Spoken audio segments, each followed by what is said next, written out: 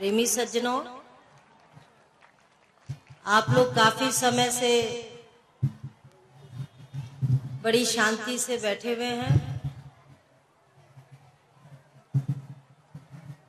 अभी अभी आपने जैसे देखा, हमारे बीच में बिहार के चिरपरिचित मंत्री जी श्री प्रेम किशोर जी, श्री दीपक जी और उनके साथी सभी यहाँ उपस्थित हुए। हमें कल मंत्री जी मिलने के लिए आए और पहली बार हमारा उनसे मिलना हुआ। अपने विचार रखे कि हमारी हंस जन कल्याण समिति श्री हंस जी महाराज के पदचिन्हों पे चलते हुए और उन्हीं के नाम से हम लोग द हंस फाउंडेशन करके एक फाउंडेशन चलाते हैं, जिसके द्वारा बहुत से राज्यों में, देश विदेशों में, नहीं तो भारत के 22 राज्यों में इस समय हमारे आध्यात्मिक और सामाजिक कार्य चल रहे हैं। क्योंकि हम लोगों का सेवा सोचने और करने का एक भिन्न तरीके का विचार है। क्योंकि हम बहुत सालों से देख रहे थे कि कई लोग कहते बहुत कुछ है पर करने की उतनी क्षमता नहीं रखते, और क्षमता रखने के बावजूद भी कईयों के शायद जहन में समाज सेवा का जो एक रास्ता होता है वो उन्हें उतनी स्पष्ट नीति से वो लोग नहीं चलाते। तो उन्हीं बातों को ध्यान में रखते हुए हमने द हंस फाउंडेशन का ये संस्था जो है वो देश विदेशों में आध्यात्मिक शक्ति और सामाजिक और स्वास्थ्य और शिक्षा के ऊपर हमारा विशेष ध्यान रहता है। क्योंकि जब हमारा स्वास्थ्य ही ठीक नहीं होगा तो हम शिक्षा को प्राप्त नहीं कर सकते, और जब हम शिक्षित नहीं होंगे तो हम देश में आगे नहीं बढ़ सकते। तो मैं उन सबका धन्यवाद करती हूँ, यहाँ के चेयरमैन साहब का, मंत्री जी का, कि उन्होंने हमें इतना बड़ा सहयोग दिया। ये पूरा कार्यक्रम जैसे जब महामारी बढ़ती है, पहले जब एक व्यक्ति बीमार होता है या उसे कोई रोग लग जाता है तो उसे हम लोग डॉक्टर पे ले जाते हैं। लेकिन जब सारा गांव ही रोगी बन जाता है या सारा क्षेत्र रोगी बन जाता है, जैसे जब प्लेग फैलता है तो डॉक्टरों की पूरी टीम उस गांव में जाकर के उन प्लेग वालों को ठीक करती है। तो इस पावन नगरी में, भगवान बुद्ध की इस पवित्र नगरी में, भगवान विष्णु की इस पावन नगरी में आज हम लोग यहाँ पे एकत्र हुए हैं और बड़े सुंदर, बड़े देर से हम लोग आत्मिक उत्थान के भजन सुन रहे हैं, जिसमें आत्मा और परमात्मा के मिलन की बात कही है। अभी हमारे मदन राय जी ने एक भजन गाया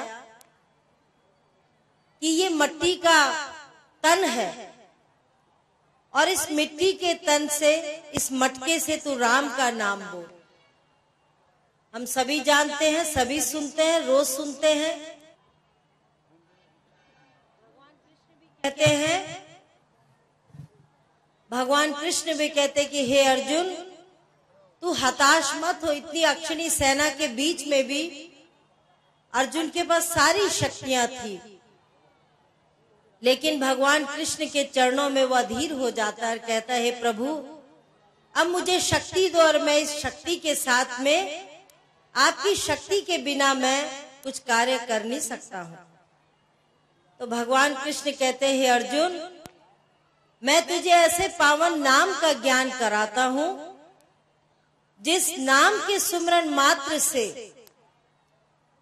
तेरे अंदर एक विचित्र प्रकार की शक्ति आएगी। तू एक, वही अर्जुन जो है, तू एक साहसी बन जाएगा। लेकिन हे अर्जुन, 10 इंद्रियों से युद्ध कर और 11वें मन से तू मेरा सुमरन कर। और भगवान कृष्ण ने ना अर्जुन को उस समय संदेश दिया कि अर्जुन जाओ तीर्थ यात्रा में जाओ, ना कहा अर्जुन तू व्रत तीर्थ कर, ना ये कहा अर्जुन तू दान पुण्य कर, क्योंकि उसके लिए भी समय चाहिए। लेकिन इतनी अक्षणी सेना के बीच में भगवान कहते हैं, हे अर्जुन तूने इतनी अच्छी बात आज मुझसे मांगी है और मैं बिना मांगे ज्ञान की, इतने कीमती ज्ञान को मैं देता नहीं हूं। तो अर्जुन आज तूने याचना करी है उस ज्ञान के लिए, मैं तुझे उस अध्यात्म के ज्ञान को देता हूं। फिर भगवान ने उस अर्जुन को उस अध्यात्म का ज्ञान दिया और साथ साथ यही कहा, नाना शास्त्र पठेन लोके नाना देवत पूजनम, ए पार्थ बिना अध्यात्म ज्ञान सर्व कर्म निरर्थकम।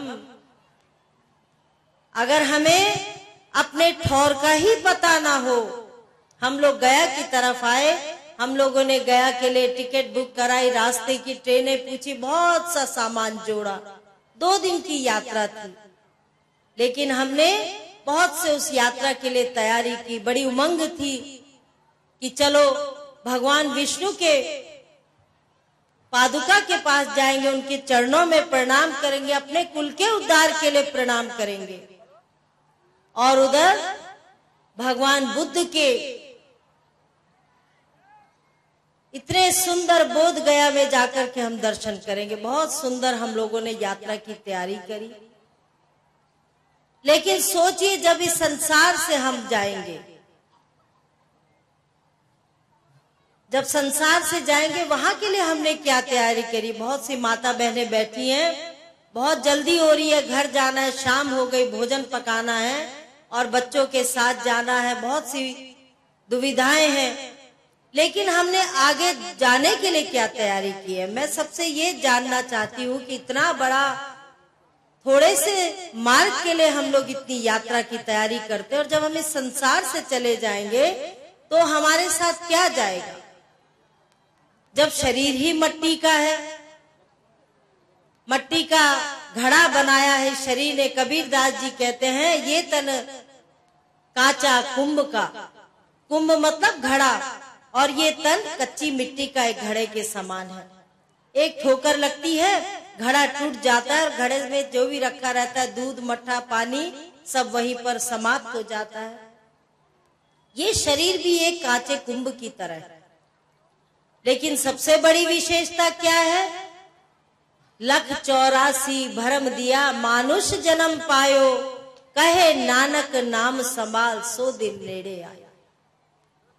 अभी सत्संग की इतने साधु संत, बड़े बड़े संतों ने आपके सामने प्रवचन किया, जिसके लिए कबीरदास जी ने भी कहा कि इतनी बड़ी महत्व है सत्संग में कि हम सत्संग के द्वारा बहुत सी बातें सीखते हैं, साधन सीखते हैं, जाने का रास्ता सीखते हैं।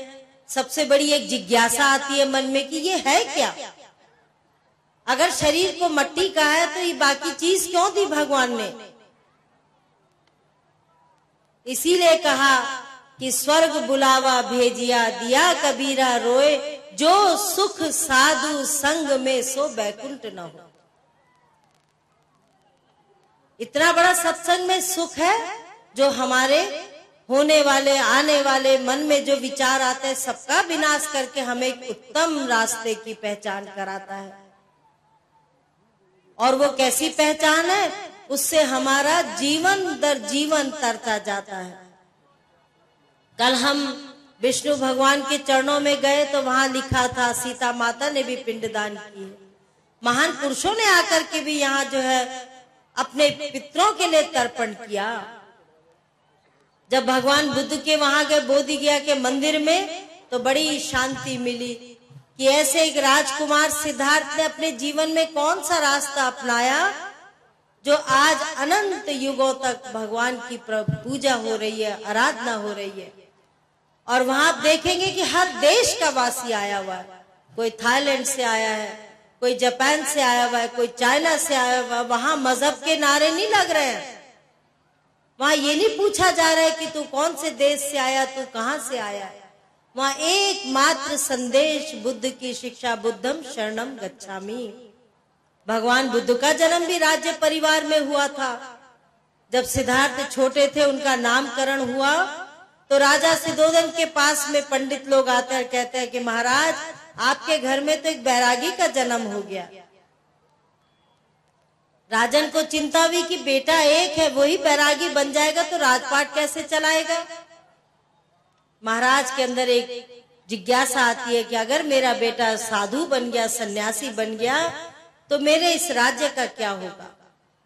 महाराज ने, सुद्धोधन ने सिद्धार्थ के लिए एक ऐसी नगरी बनाई, इतनी सुंदर नगरी बनाई जहाँ दुख मात्र, लेश मात्र नहीं था, कोई वृद्ध व्यक्ति नहीं था, और राजा का पुत्र का पालन बड़े बड़े अच्छे साधनों के द्वारा होने लगा। जब राजा का बेटा बड़ा होता है तो सिद्धार्थ के मन में एक भावना आती है कि चलो बाहर चलो, महल के बाहर। जब महल के बाहर जाते हैं तो देखते हैं कि राजा के मंत्री लोग साथ हैं, पूरी फौज साथ चल रही है। देखते हैं एक वृद्ध काया सामने से गुजरती है। सिद्धार्थ पूछता है महाराज मंत्रियों को, ये क्या है, मैंने ऐसा कभी देखा नहीं है।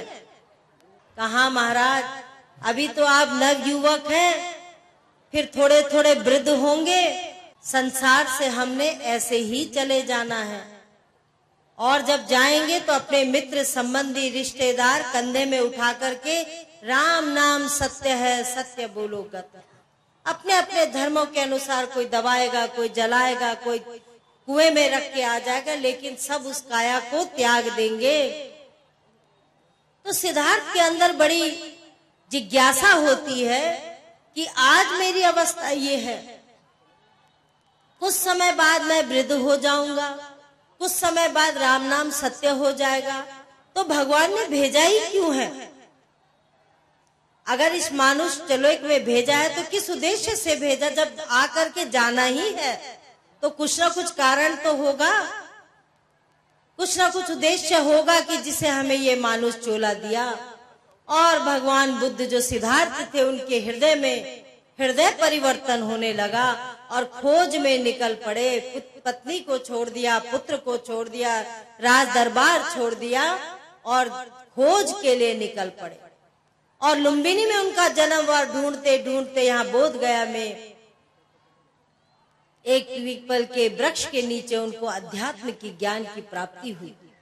और जब ज्ञान की प्राप्ति हुई तो वही बुद्ध ने लाखों करोड़ों कुमतियों को सुधार दिया। और आज वो गेट बनाए जिस गेट से भगवान बुद्ध जो थे एक राजकुमार की तरफ निकल चले थे और लौट के आए तो एक महान संत, एक महान विभूति की तरह वो अपने द्वार से घुसते हैं। तो हम सब के लिए एक प्रेरणा है, हम सब के लिए हमारे लिए एक उत्तर है हमारे प्रश्न का। 184 भरम दिया मानुष जन्म पायो, 84 लाख योनियां भरमते भरमते मनुष्य जीवन मिला है। और मनुष्य जीवन किस लिए मिला है? खाना पीना सो जाना सब काम है, पशु समाना। हम सब के घरों में गाय भी है, भैंस भी है, चारा डालते हैं, खीर भी पकती है, खीर भी डालते हैं, सब अच्छा अच्छा व्यंजन हम अपनी गाय भैंस को खिलाते हैं। पर अगर आप सोचो कि हमारी गाय भैंस भी सत्संग को सुने तो हम बांध करके यहाँ बांध नहीं सकती हैं। इसीलिए कहा कि करके दया दयाल ने मानुष जन्म दिया, बंदा न करे भजन तो भगवान क्या करे। इतना सुंदर मनुष्य योनि दी, मनुष्य चोला दिया, और भगवान का हम भजन नहीं करेंगे तो हम क्या ले जाएंगे इस संसार से। आज तो हम पितरों का तर्पण कर रहे हैं क्योंकि हमारे अंदर एक भावना है, आने वाली जो पीढ़ी है जब तक हम उसे बोध नहीं कराएंगे, उसे अच्छी शिक्षा नहीं देंगे, तब तक वो हमारे इन अधूरे कार्यों को कर नहीं सकती है। इसीलिए संतों का आना हमारे जीवन में जरूरी है। ये नहीं भेष देख मत रीजिए, पूछ लीजिए ज्ञान, मोल करो तलवार का पड़ी रहन दो म्यां। बहुत से लोग हमें देखने के लिए आते हैं कि शायद उनकी 3-3 फीट की दाढ़ी होगी, बड़े चंदन के त्रिपुंड होंगे, बड़े बड़े हार पहने होंगे। बहुत से लोगों के अंदर शंका होती है कि कैसे होंगे, लेकिन जब अपने आप जैसे ही दिखते हैं तो उनको लगता है कि पता नहीं क्या है। और आते तो हैं सुनने के लिए, लेकिन मन में एक विचार, एक सुविचार, एक जो है शंका लेकर के हम चले जाते हैं। और शंका कैसी होती है? शंका जो है समाधान नहीं कराती है। महान पुरुषों के रास्ते में जब भगवान राम अपने रास्ते में चलते हैं कि राम एक तापस्ती तारी, भगवान राम जब अयोध्या में आते, अयोध्या वासियों को हाथ जोड़ते कि ये अयोध्या वासियों, और एक सुगुप्त मत सबो कहो कर जोर, शंकर भजन बिनानर भक्ति न पावे। ये तो बिहार की भूमि तो इतनी पावन है कि यहाँ अभी हमारे महात्मा जी सुना रहे कि बच्चे बच्चे को रामायण का ज्ञान है। तो आप सब जानते हैं कि औरों एक सुगुप्त मत सबों कहो कर जोर। भगवान ने स्वयं हाथ जोड़ करके अयोध्या वासियों से कहा कि एक सुगुप्त मत है, मैं हाथ जोड़कर आपसे विनती करता हूँ, शंकर के भजन के बिना नर भक्ति पा नहीं सकता है। और वो कौन सा सुगुप्त मत है? जिसके लिए कहा है कि राम एक तापस्ती तारी, नाम कोटि खल कुमति सुधारी। भगवान राम ने तो एक तपस्वी नारी का उद्धार किया, लेकिन राम के नाम ने करोड़ों कुमतियों को सुधार दिया।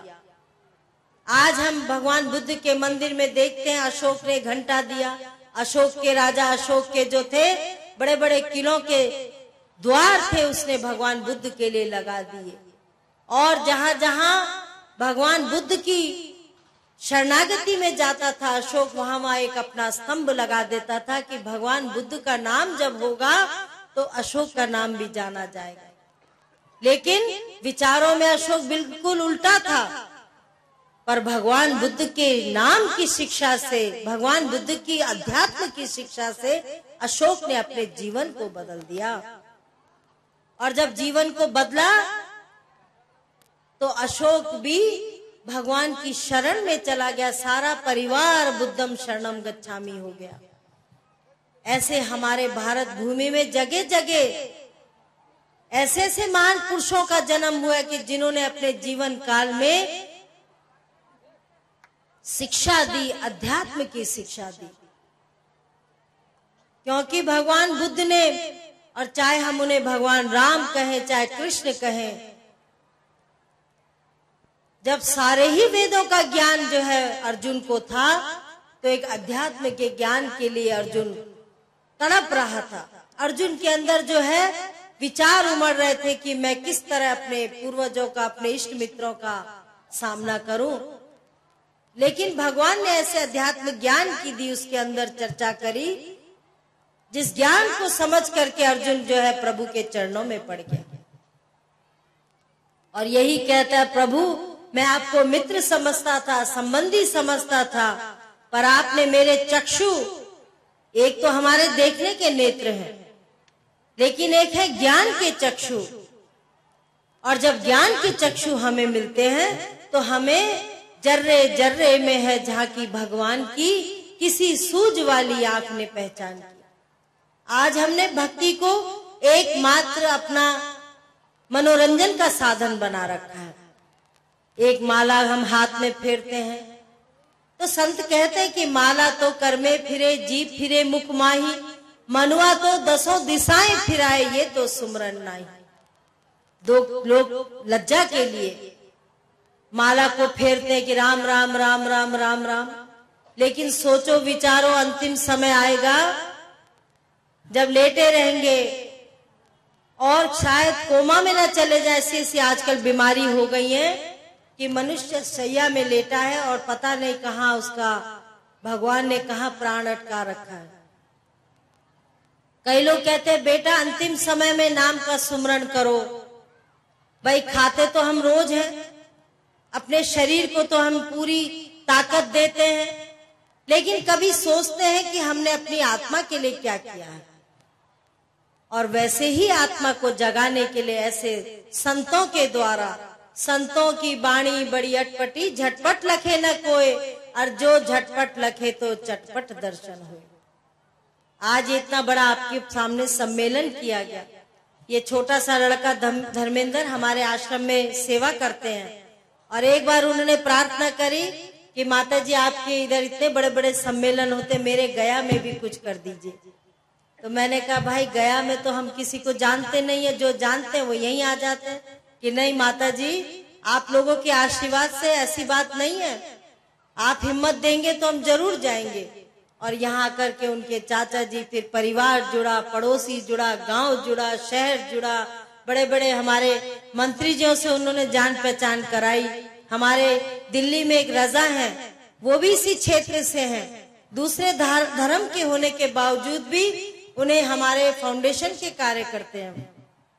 कहने लगे हमारा सौभाग्य होगा अगर आप लोग जो है गया से, बिहार से ऐसे कार्यों को करेंगे। पिछले साल हमारा सत्संग बनारस में हुआ, मऊ में हुआ, ऐसे ही विशाल विशाल सत्संग हुए।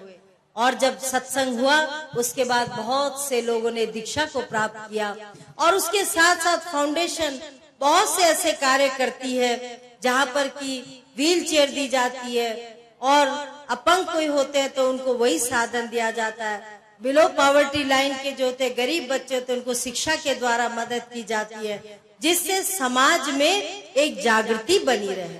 अध्यात्म की तो जागृति होती है, पर उसके साथ साथ हम एक दूसरे से घृणा न करें और भाई भाई करते हुए अपने जो क्षेत्रवासी है उनका हम कल्याण करें और कल्याण करते करते आगे बढ़े। क्योंकि ये संत महात्मा महान पुरुष ही ऐसा संदेश देते हैं। और जब मनुष्य चोला मिला है तो उस चोले में हम सब मिलकर कैसी शक्ति से हम उस अध्यात्म के ज्ञान का प्रचार कर सकते। आज उनके कारण सारे गया में एक लहर दौड़ आई है कि हमें भी भक्ति गंगा में स्नान करना चाहिए। और भक्ति गंगा का जो स्नान होता है वो अजर अमर अविनाशी आत्मा का बोध कराता है। ये शरीर समाप्त भी हो जाएगा, फिर भी हमारी आत्मा में वो ज्ञान जो है, जिस ज्ञान के लिए कहा है कि ज्ञान अंजन सतगुरु दिया, अज्ञान अंधेर विनाश, हरि कृपाते संत भेटिया नानक मन प्रकाश। गुरु नानक देव जी कहते हैं कि ज्ञान जो है वो एक अंजन के समान है। गरीब आदमी के जब कोई दर्द उठता है, कोई भी हो, रोगी हो या अमीर हो, गरीब हो, सारे सुख जिसके पास हो उसको भी दर्द उठता है, लेकिन एक मंजन से हम उस दर्द को दूर कर देते हैं, एक अंजन से उस दर्द को दूर कर देते हैं। लेकिन जो ये अशांति का दर्द है, जो ये मन को शांत करने का जो साधन है, ये तो सदगुरु ही साधन को बताते हैं। आग लगी आकाश में, झरझर पड़े अंगार, संत न होते जगत में तो जल मरता संसार। हम देखते हैं कि बड़ी अशांत, ये नहीं है कि धन संपदा हमें शांति ही दे सकती है, बहुत से ऐसे कारण हैं जो मन को अशांत कर देते हैं।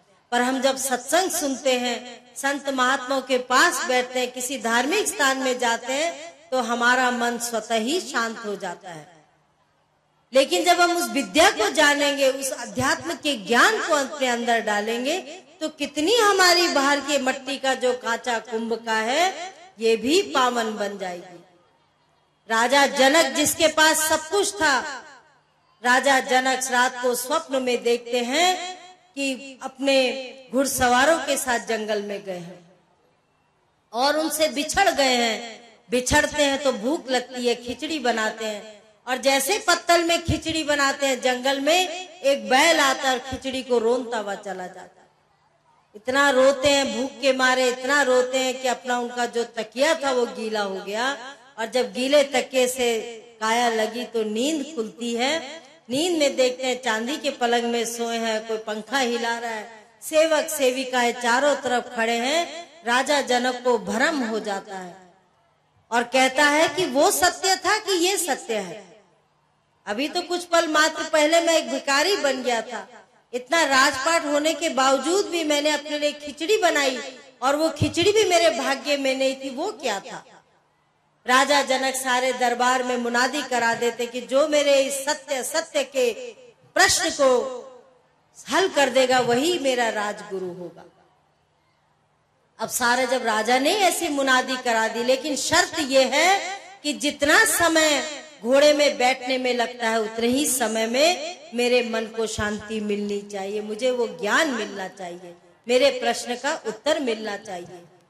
बड़ी बड़ी मुनादी करा दी, बड़ी बड़ी ऋषि मुनि आए, लेकिन ऋषि मुनि आए, लेकिन अष्टावक्र भी आए।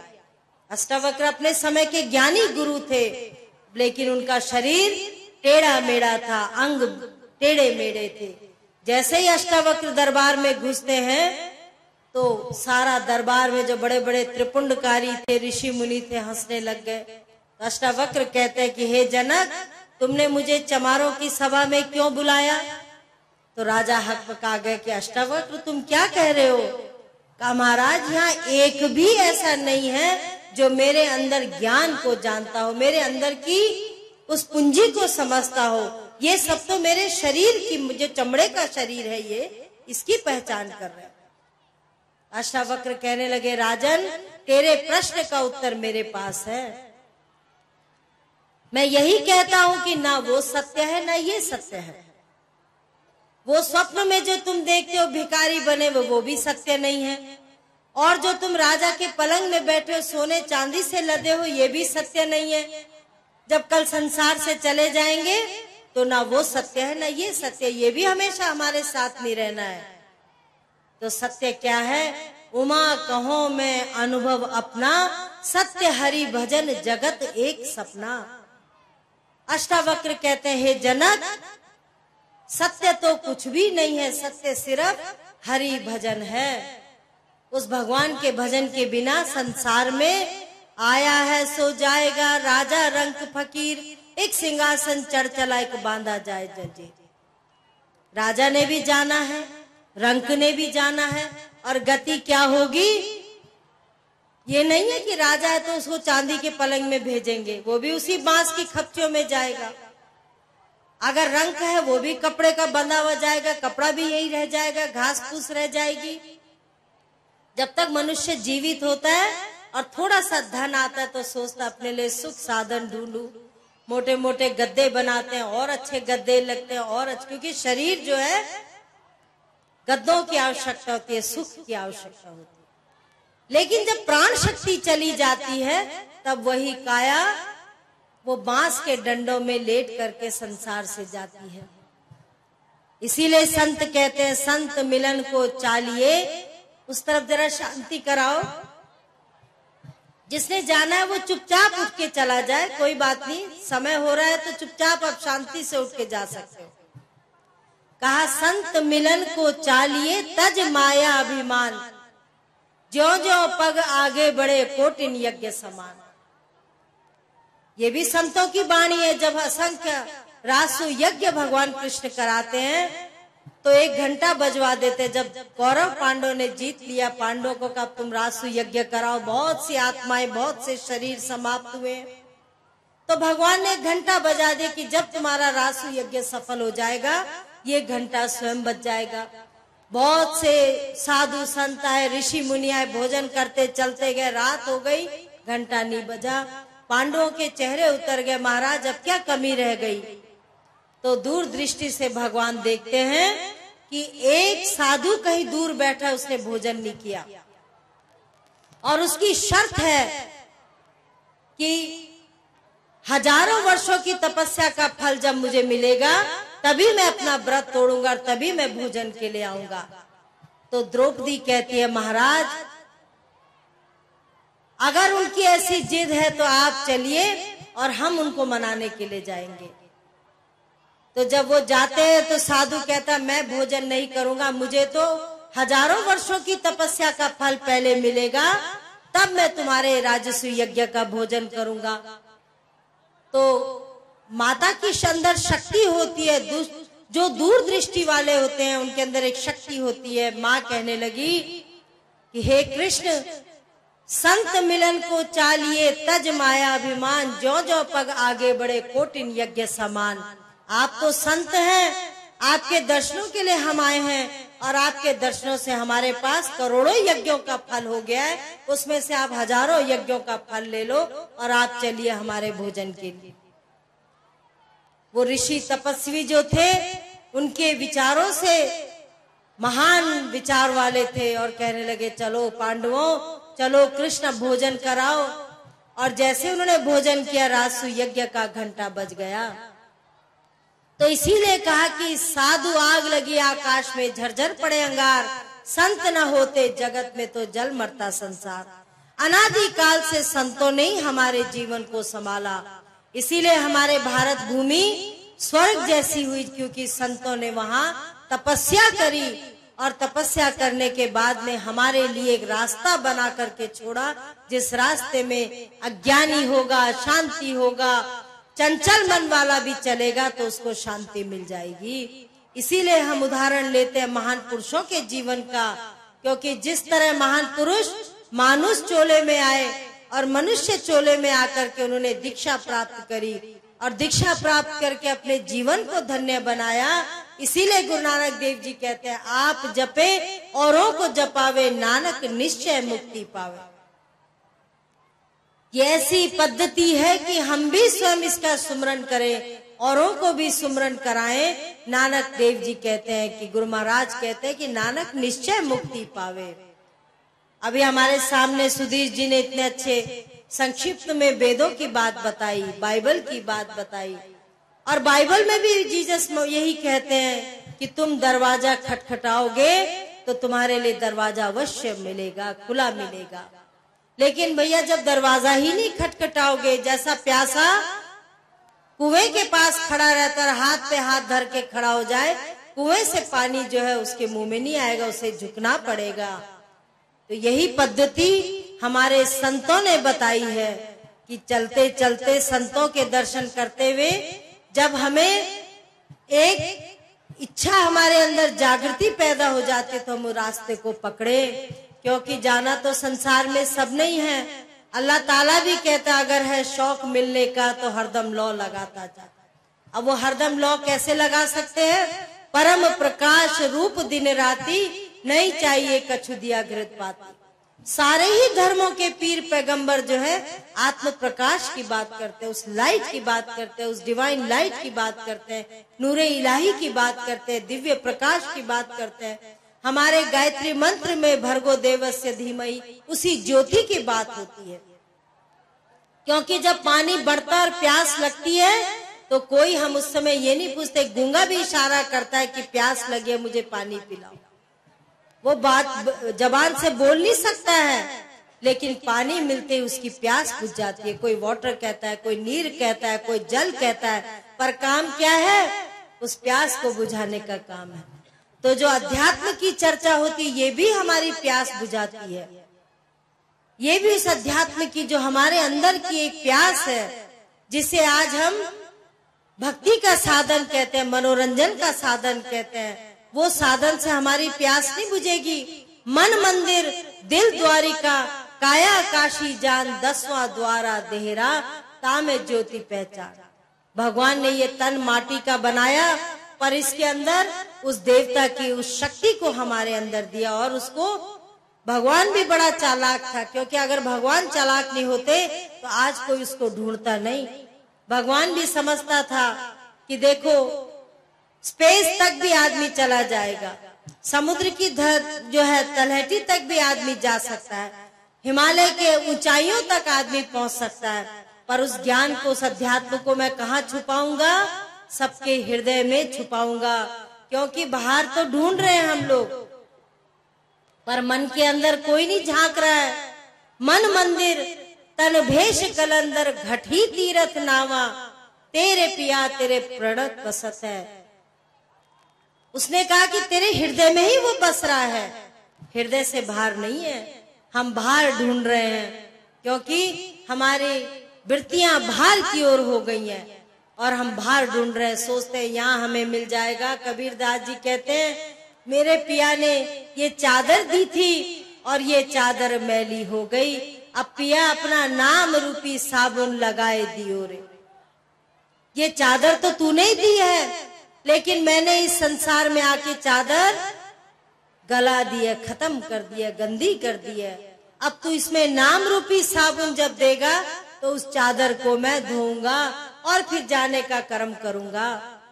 तो कैसे चादर धुलेगी? नाम रूपी साबुन से। जिसके लिए नाम अंजन कहा, वो राम का नाम कहा, वो शिव का मंत्र कहा, उसके भिन्न भिन्न नाम है संसार में। अपने अपने धर्मों के अनुसार हमने कर दिए, पर नाम और उस प्रेम के बिना हम उस नाम को जान नहीं सकते हैं। इसीलिए संत कहते हैं धर्मों के दरवाजे तो बड़े बड़े, तंग अला की मोरी, मौलवी पंडा लंगन न देवे, जो जावे सो चोरी चोरी। अभी देखो बड़े बड़े गुंबज बना रखे हैं, बड़े बड़े रास्ते बना रखे हैं, बड़े बड़े गेट बना रखे हैं, बड़े बड़े धर्मों के दरवाजे बना रखे हैं, लेकिन तंग अला की मोरी, रास्ता क्या है, बहुत सूक्ष्म है। मौलवी पंडा लंगन न देवे, लंगना मतलब जाना, मौलवी पांडे पंडे जो है जाने नहीं देते, जो जावे सो चोरी चोरी। कौन जा सकता है? बहुत सूक्ष्म तरीके से जा सकते, चोरी चोरी जा सकते हैं। क्योंकि जब मैं था तब हरि नहीं, अब हरि है मैं नाही, प्रेम गली अति सांकरी, तामे दो न समाई। बड़े बड़े धनवान संसार से चले गए, बड़े बड़े रिद्धिवान चले गए, बड़े बड़े शक्तिवान चले गए, बड़े बड़े जो थे पहलवान चले गए, बड़े बड़े और महानेता अभिनेता बड़े बड़े संसार से चले गए। तो वो शौर्य, वो जो ताकत है, वो हमें भगवान से मिलाती नहीं है, जब तक कि हम अपने हृदय की शक्ति को ना खोलें, हृदय के खजाने को ना जाएं। इसीलिए संतों की वाणी बड़ी अटपटी, झटपट लखे न कोई। जब सत्संग सुनते हैं पहली बार, अब बहुत से लोग यहाँ आए हैं, कोई कहेगा मेरा नाम राधा है, मेरा नाम गोपाल है, मेरा नाम कृष्ण है, जैसे जिसके नाम है सबके नाम है, पर वो नाम कौन सा है? जब जन्म हुआ तब तो नाम लेकर के आए नहीं थे, वो तो नामकरण हुआ, पंडित जी ने नाम रखा, तुम्हारा एक पहचान पत्र बन गया। विदेशों में हर नागरिक का एक पहचान पत्र बनता है, भारत में भी बहुत से राज्य है, सबके पहचान पत्र बन रहे हैं, तो एक पहचान का पत्र बन जाता है। लेकिन भगवान ने भी एक पहचान पत्र हमारे साथ भेजा है, जो हमारे अंदर है। और वो पहचान पत्र कैसा है? असली सुनवाई उसकी है ऊपर। उसी पहचान पत्र से जब हम संसार से जाएंगे तो वहां धर्मराज का भी खाता है, और धर्मराज भी खोले बैठा है दिन रात। जो हम पुण्य का कार्य करते जा रहे हैं, धर्मराज की किताब में लिखा जा रहा है कि जीव संसार से जो अंशी गया है भगवान का, वो कितना प्रभु को याद कर रहा है, कितना भगवान को याद कर रहा है। हमारे जब कोई चीफ मिनिस्टर होता है, कोई प्राइम मिनिस्टर होता है, कोई शासक होता है, उसका शरीर खत्म होता है तो तुरंत इलेक्शन कर दिया जाता है, तुरंत निर्वाचन करके उसकी कुर्सी में नेता को बिठा दिया जाता है। कोई डॉक्टर समाप्त होता है तो उसकी कुर्सी में तुरंत जीवित डॉक्टर बिठा दिया जाता है। कोई स्कूल का हमारा टीचर समाप्त होता है, तुरंत दूसरा टीचर बिठा दिया जाता है। पर जब धर्म की बात आती है तो हम जो है धर्म के लिए संसार में भटकते रहते हैं। कौन हमें शिक्षा देगा? कहीं हमें कुछ दिखता है, कहीं कुछ दिखता है, और हम अनदेखा करते हुए अपने जीवन को, उस बोझ को ढोते रहते हैं। इसीलिए भूले मन समझ के लाद लदनिया, थोड़ा लाद बहुत मत लादे, टूट जाए तेरी गर्दनिया, भूले मन समझ के लाद लदनिया। भूखा हो तो भोजन कर ले, आगे हाथ न बनिया, भूले मन समझ के लाद लदनिया। प्यासा हो तो पानी पी ले, आगे घाट न पनिया, भूले मन समझ के लाद लदनिया। कहे कबीर सुनो भाई साधु, काल के हाथ कमनिया, भूले मन समझ के लाद लदनिया। हे मन, संसार में भूला भटक रहा है, बेकार में भटक रहा है, सोच ले एक दिन जाना है। भूखा है तो यही भोजन कर ले, आगे भोजन नहीं मिलेगा। प्यासा है तो यही पी ले, आगे दुकान पनिया कुछ नहीं मिलेगा। क्योंकि कबीरदास जी कहते हैं काल के हाथ कमनिया, भूले मन समझ के लाद लदनिया। वो काल जो है उसके हाथ हमारी कमानी लटकी हुई है। जैसे कठपुतली होती है, हम लोग संसार में सब भगवान के भेजे हुए कठपुतली हैं, और वो कठपुतली कब उसका तार जो है हमारे बेतार हो जाए, और कब संसार में यही मटके का तन यही समाप्त हो जाए। तो सत्संग का उद्देश्य क्या होता है? सत्संग का मुख्य उद्देश्य यही है कि अपने आप को जानो, आपुन आप ही में पायो। हम जो है अपने आप को जाने। सबसे बड़ा प्रश्न हमारे, हम कौन हैं? सिद्धार्थ के जीवन में भी वही प्रश्न था कि क्यों आए हैं, क्या नाम है, क्यों आए संसार में, और ये जागृति लेते हुए हम मात्र सत्संग में बैठने से, सुनने से, चले जाने से हमारे कान तक बात चली है, पर उसके आगे हमने अपने आप ही उस साधन को खोजना है। इसलिए आप लोग भाग्यशाली हैं, बड़े भाग्य पाइए सत्संगा, बिना ही प्रयास हो तो भवभंगा। बड़े भाग्य से सत्संग की प्राप्ति होती है, जिसमें कि बिना ही प्रयास के हमारे संशय दूर हो जाते हैं। तो आप लोगों को बार बार सत्संग सुनाया जाएगा। अब ये यहाँ पर जो है हंस जन कल्याण समिति से बहुत से हमारे संत महात्मा भी आए हैं, और जिसको इच्छा होगी अभी सत्संग सुनिए, ये कांचा कुंभ का जो इसको मजबूत करिए, और सत्संग सुनने के बाद अगर दीक्षा भी लेनी है, हम लोग खाली सुनाते ही नहीं, हम प्रैक्टिकल उस पर विश्वास रखते हैं, क्योंकि हम लोग जब सेवा भी करते हैं तो हमने एक धर्म बनाया, अपना धर्म सेवा अस्माकम धर्म। सेवा के द्वारा धर्म को चलाने में सबसे बड़ी आत्म शांति मिलती है।